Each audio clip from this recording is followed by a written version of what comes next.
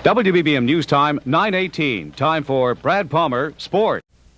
Many of the fans are scattering off the field now when they fight the police.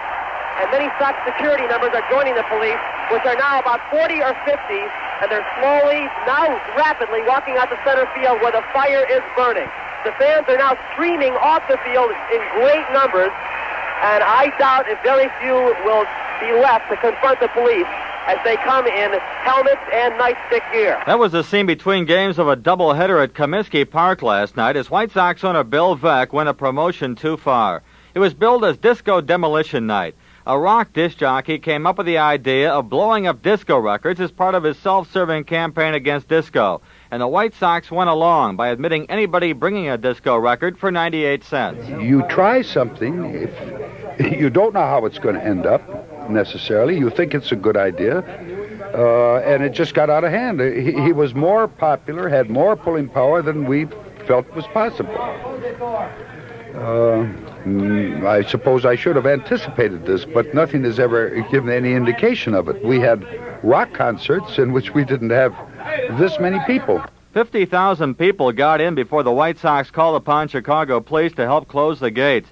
Didn't take long for the realization to set in that rock fans under the influence of beer and drugs and armed with disco records they had been invited to destroy don't mix with baseball. There was trouble almost from the start. Tiger outfielder Ron LaFleur saying, "Without a doubt, it was the worst conditions I've ever played in. You know, I was in Detroit opening day, and they threw about 5 bottles at me, but they were throwing golf balls out there. On one play that I made in left center field, I caught a ball, and golf ball went right between my legs as the ball was going into my glove. And I looked down there, it was a golf ball. I thought it was a piece of paper or something. Then there was a few bottles thrown out there, and then records was zooming by everywhere. I mean, records came by my head, one stuck right back behind my foot." Even the White Sox outfielders were wearing batting helmets. The White Sox lost the game 4-1. Then came the main event. A crate of disco records was blown up in center field, at which time an estimated 7,000 people ran onto the field.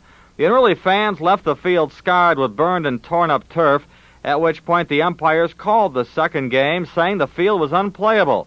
Bill Veeck disagreed. Well, I felt that it was playable, and I felt that the people would behave and would stay off the field, and there would be no further incidents. They didn't agree with me, and they said the field was unplayable. I do not agree with that either. I would suggest that everyone go out and look at the field and decide for themselves whether it's unplayable or not. The field probably was playable, but whether or not there would have been further incidents is open to conjecture. Ken Kravick was to have pitched that second game. When I talked to the other players, the majority was that they didn't want to play because, you're more or less the safety of yourself was in your hands. I went down to the bullpen originally to start warming up for the second game, and I was very conscious of getting hit with something. As I warmed up, there were shoes being thrown out in between me and Schuler as I was warming up. Firecrackers, records were, and my concentration was just nothing. Yet Veeck saw no reason not to continue. I didn't feel that there was that the players were endangered. I wouldn't want to play. Well, it's pretty hard to sympathize with Veeck. He says the fans who rioted were not true baseball fans, and that's the problem. The White Sox are inviting trouble by catering to an audience not interested in baseball. The fans who rioted didn't come to see the White Sox or Detroit. They came to do their thing, and they did, at the expense of the White Sox, the Detroit Tigers, and the city of Chicago. Tiger manager Sparky Anderson summed it all up when he said, "I've never seen anything like it. It's sad. I would say it's a black mark on baseball." Still unanswered is whether or not the White Sox will have to forfeit that second game. That decision is up to League President Lee MacPhail. And as things stand now, the game is scheduled as part of a Sunday doubleheader. This is Brad Palmer.